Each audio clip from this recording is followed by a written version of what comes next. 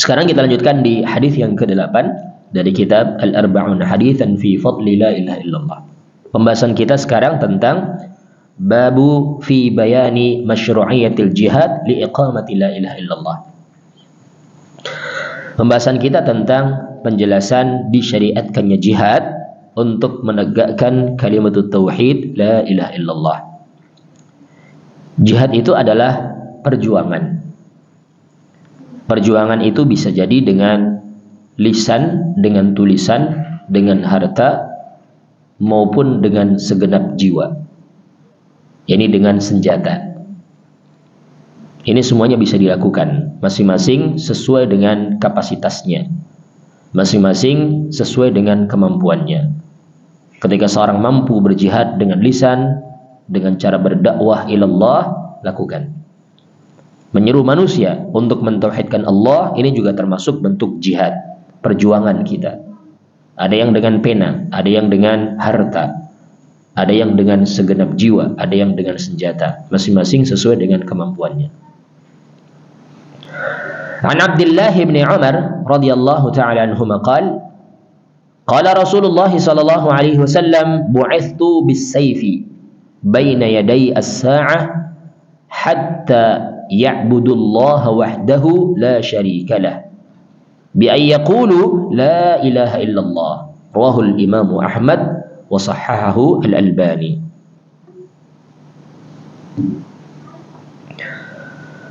Dari Abdullah bin Umar radhiyallahu taala anhuma, beliau mengatakan Rasulullah sallallahu alaihi wasallam bersabda, aku diutus dengan pedang baina yaday sa'ah, yakni di antara waktu diutusku dengan dekatnya hari kiamat. Hatta ya'budullaha wahdahu la syarikalah, sampai mereka itu beribadah hanyalah kepada Allah Subhanahu wa taala semata dan tidak menyekutukan Allah dengan sesuatu apapun.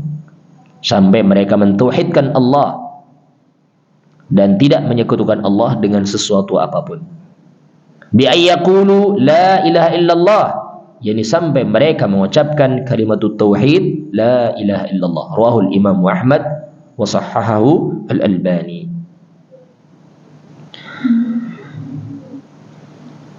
Hadzal hadis fihi fawaid.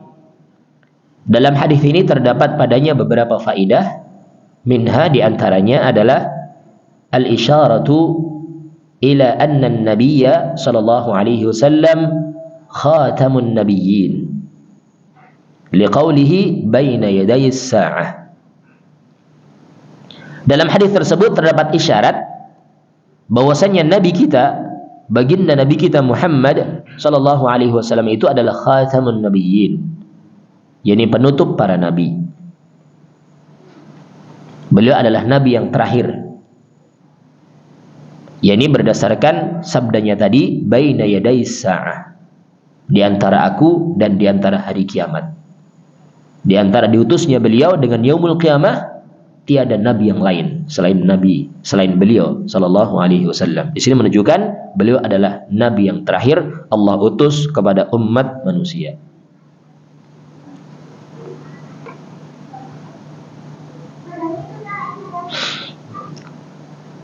Wa min hadan, di antara faidah dari hadis tersebut adalah al-isyaratu ila qurbis sa'ah.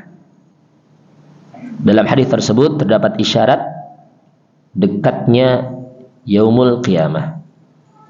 Cuman ini rahasia Allah, yang mana tiada seorang pun yang mengetahui. Dekat di sini maksudnya dekat karena memang tidak ada jarak antara diutusnya beliau dengan hari kiamat dengan jarak diutusnya nabi selainnya. Cuman sekali lagi, kiamat itu adalah rahasia. Tiada seorang pun yang tahu. Tiada seorang makhluk di langit maupun di bumi yang tahu tentang kapan terjadinya yaumul qiyamah.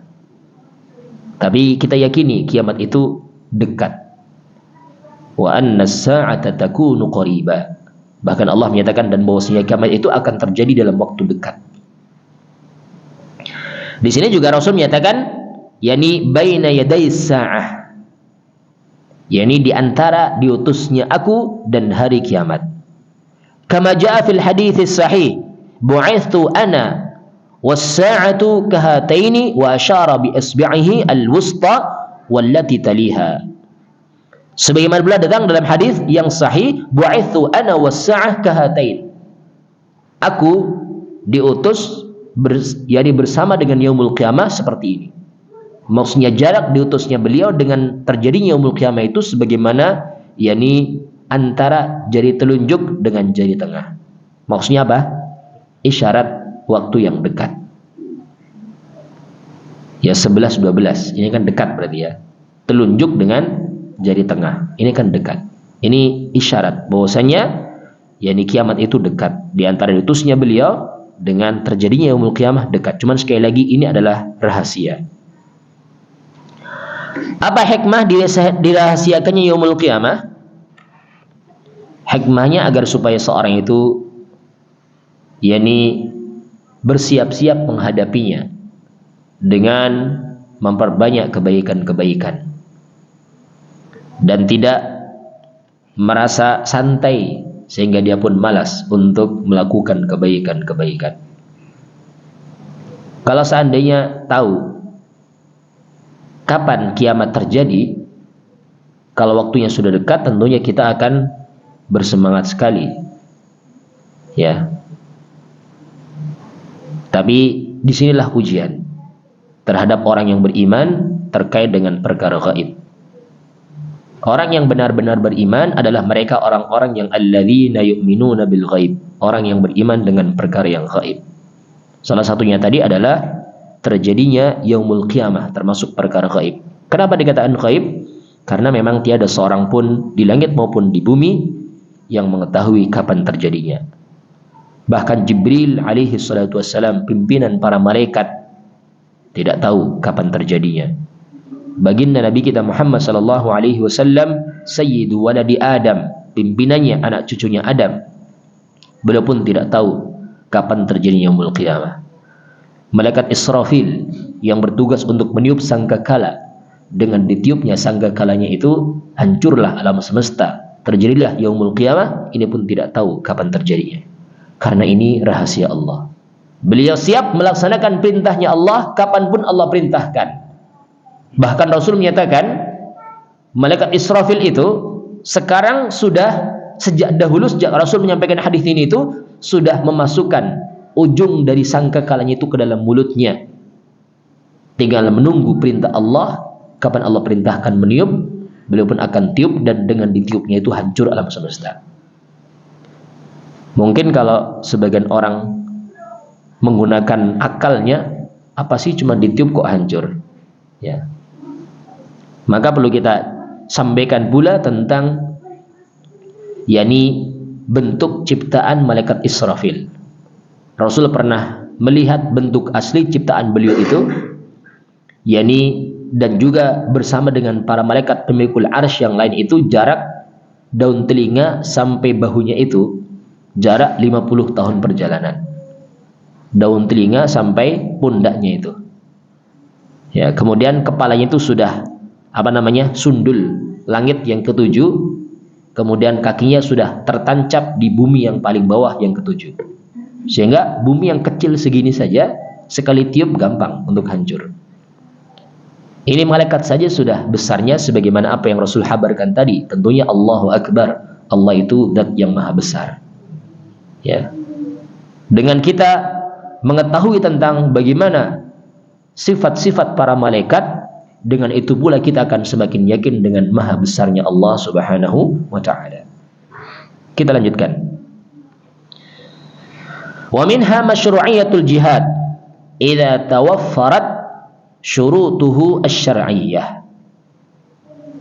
Di antara faedah dari hadis tersebut, disyariatkannya jihad fi sabilillah, berjuang di jalan Allah apabila syarat-syarat yang syar'inya telah terpenuhi. Di antaranya jihad yang syar'i adalah jihad bersama dengan pemimpin kaum muslimin, ya, bukan pemimpin partai, bukan pemimpin kelompok, bukan pemimpin organisasi tertentu, tapi dengan Amirul Mukminin. Ini salah satu syarat ditegakkannya jihad. Ya, ketika pemerintah, katakan Amirul Mukminin sudah mengumumkan tentang resolusi jihad, maka kita sebagai penduduk negeri tersebut wajib untuk berangkat berjihad, berjuang di jalan Allah dengan segenap harta dan jiwa yang kita miliki. Ini syaratnya, ya, salah satu syaratnya. Dan ada syarat-syarat yang lain.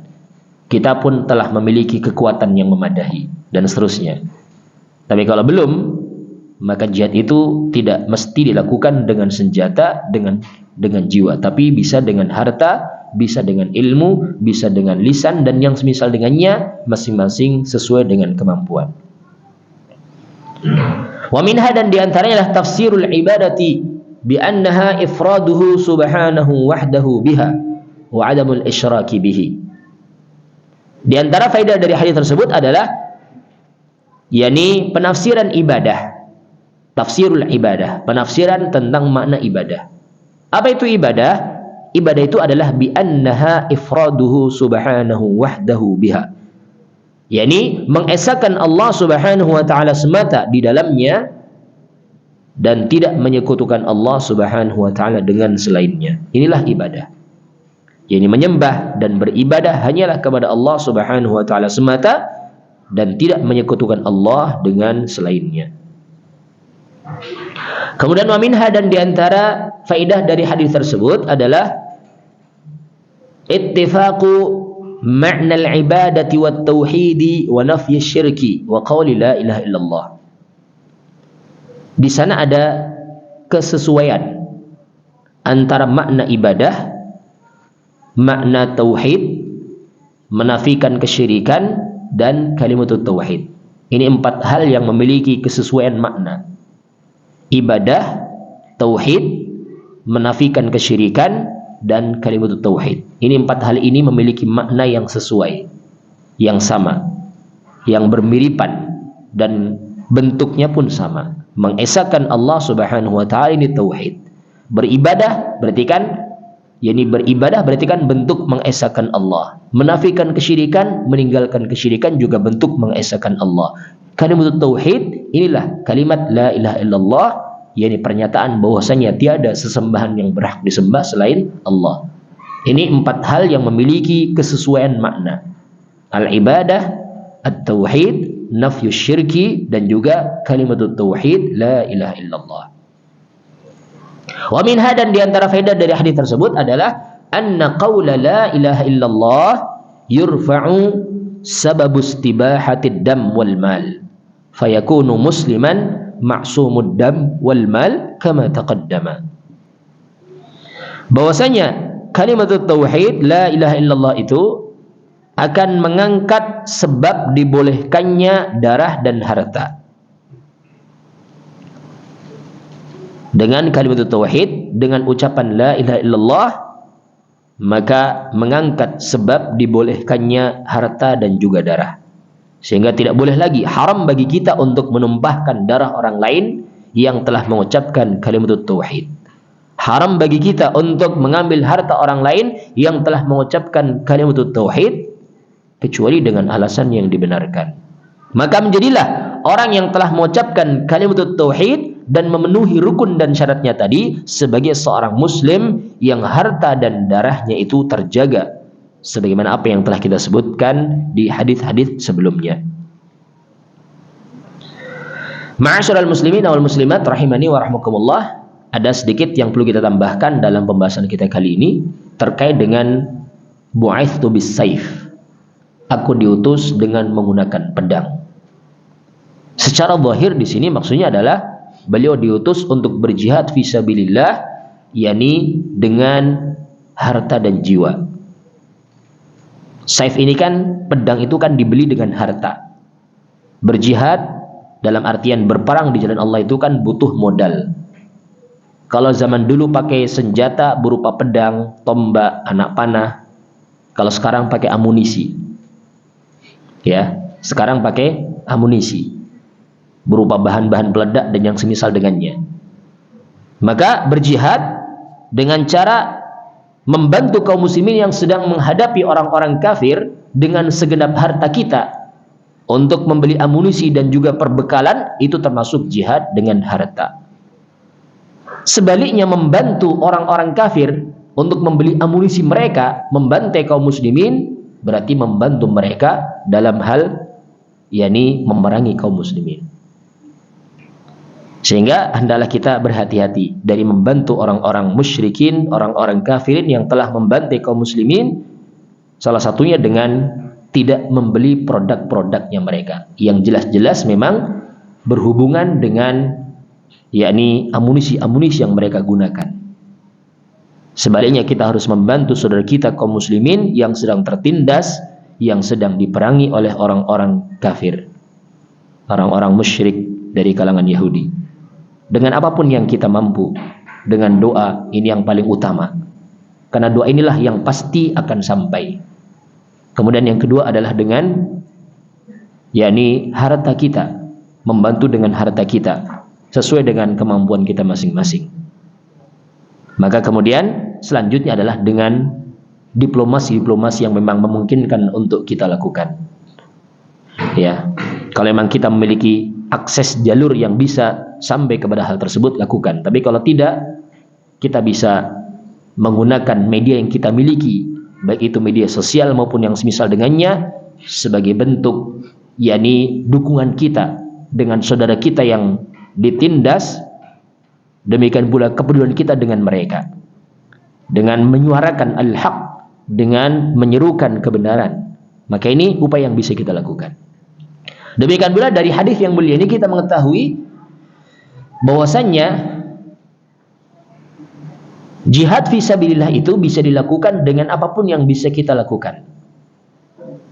Dengan ilmu, dengan ucapan, dengan lisan, dengan pena, dengan buku, dengan tulisannya, maupun dengan segenap harta dan jiwa kita ketika memang kita itu memiliki kemampuan untuknya. Tapi itu semuanya tentunya setelah memenuhi syarat-syaratnya.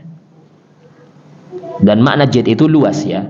Jadi bukan cuma sekedar perang saja, memang perang salah satunya. Akan tetapi bukan cuma sekedar perang saja, dengan apapun yang itu merupakan bentuk perjuangan kita li'ila'i kalimatillah, menegakkan kalimatullah, maka itu adalah merupakan bentuk perjuangan kita, itu adalah bentuk jihad kita.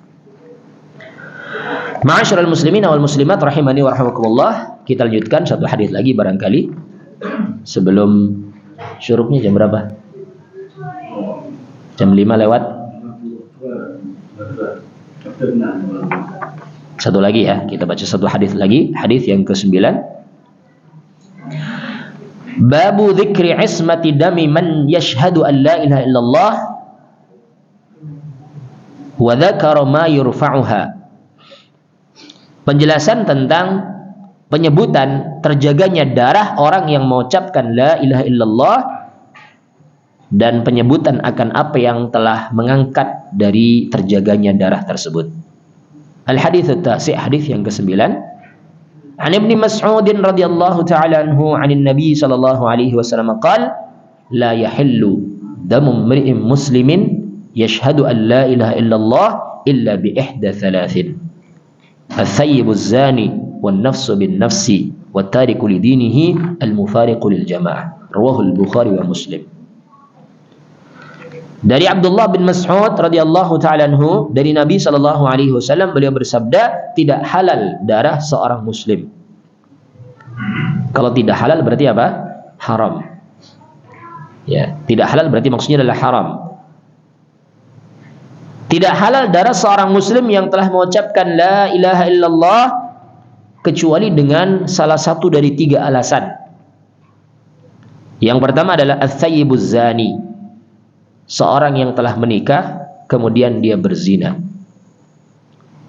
Di dalam Islam ada hukum yang disebut dengan hukum rajam untuk zina yang muhsan. Yani seorang yang sudah menikah kemudian dia berzina, hukumnya adalah hukum rajam sampai mati, dilempari batu sampai mati. Ini memang sekilasnya seperti kejam, Tapi sebenarnya dengan hal itulah terjagalah kehormatan kaum muslimin, terjagalah kehormatan kaum muslimah. Dan yang menjadi korban tidak banyak, cuman satu saja, kemudian setelah itu dieksekusi, kan selesai urusan. Kemudian besok lagi kalau ada orang yang mau melakukannya, pikir-pikir, enggak lah. Tapi kalau cuman sekedar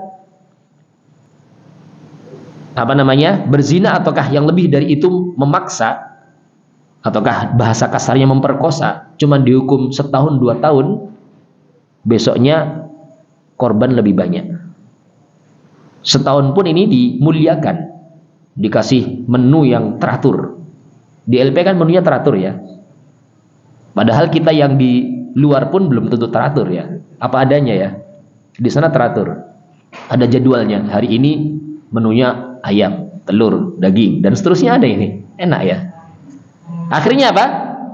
Masuk penjara itu kasusnya cuman kasus katakan cabul saja, nggak sampai melakukan perbuatan, besoknya lagi lebih parah lagi.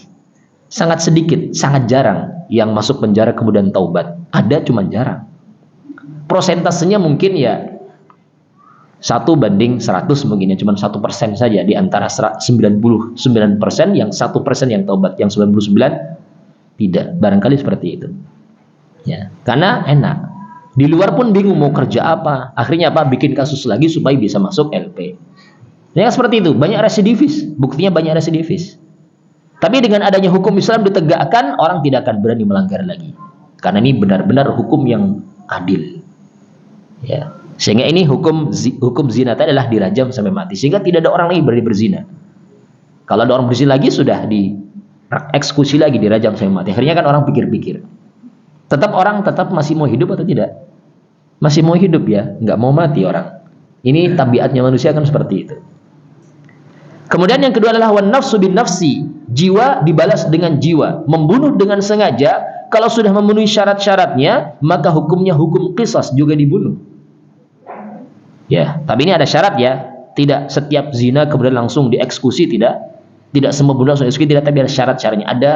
Ada syarat-syarat yang harus terpenuhi. Kemudian yang ketiga adalah wa tariku lidinihi al-mufariqu jamaah. Orang yang meninggalkan agamanya, orang yang murtad dari agamanya dan yang memisahkan diri dari jamaah kaum muslimin. Ini riwayat Bukhari dan juga Muslim.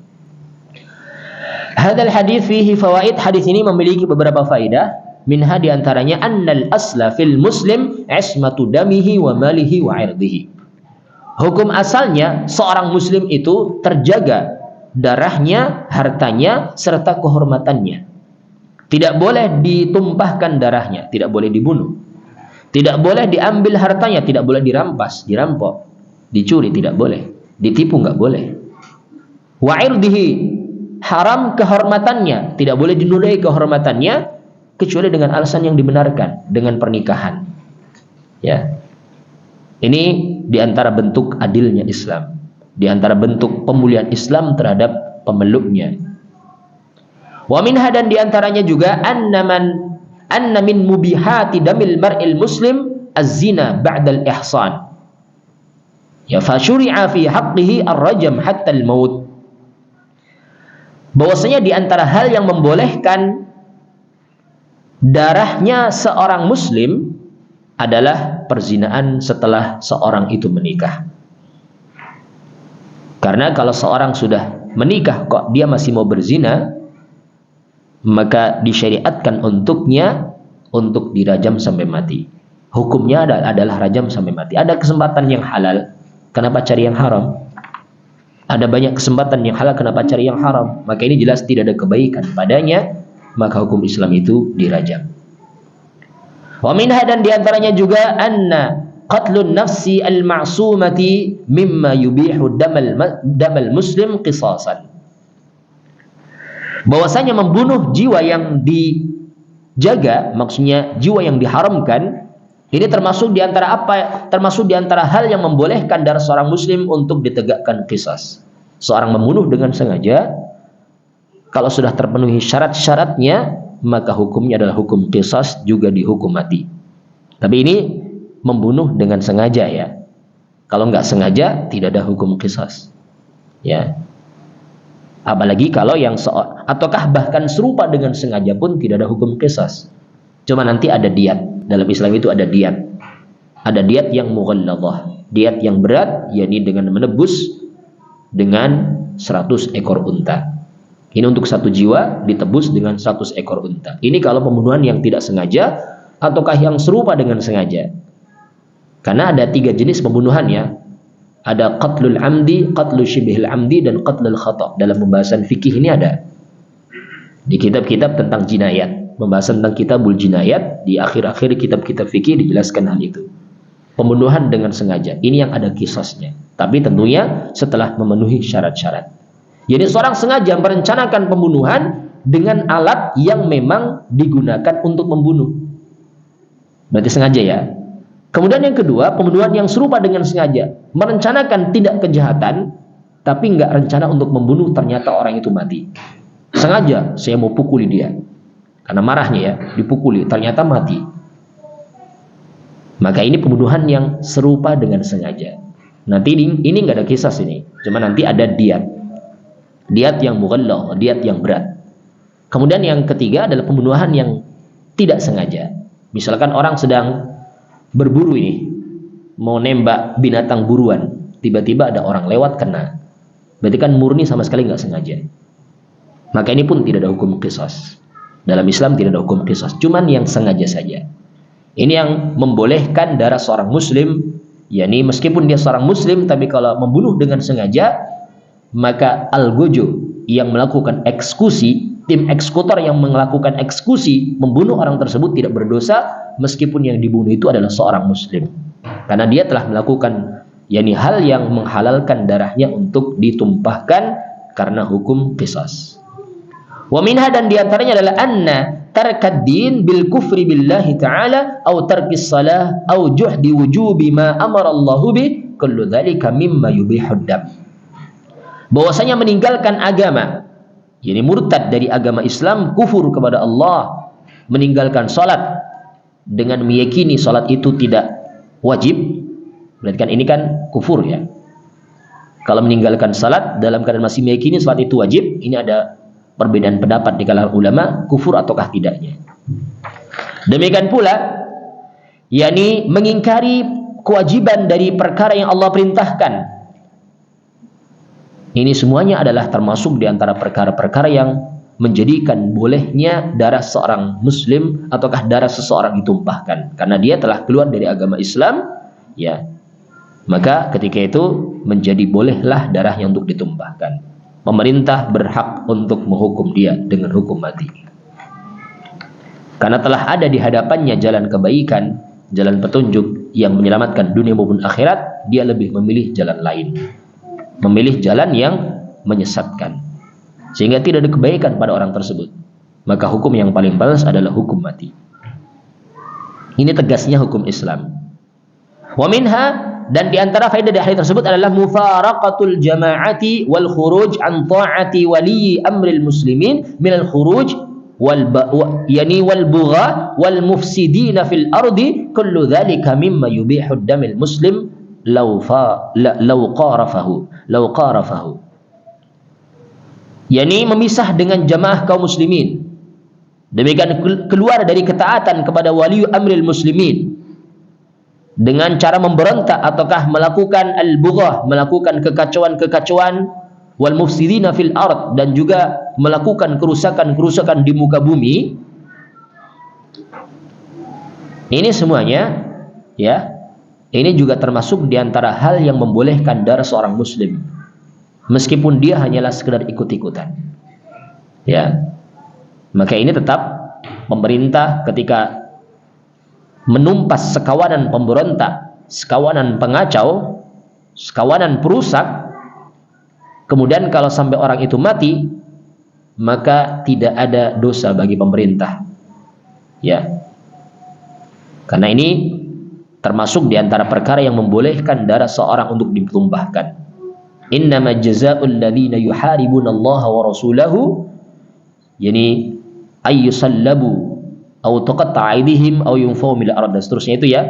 Tidak lain balasan orang-orang yang membuat kerusakan di muka bumi itu adalah pertama adalah dibunuh, dihukum mati. ataukah disalib, ataukah dipotong kaki dan tangan mereka secara bersilangan, ataukah hukuman yang paling ringan itu adalah au yunfau minal ard, dinafikan dari muka bumi, dipenjarakan.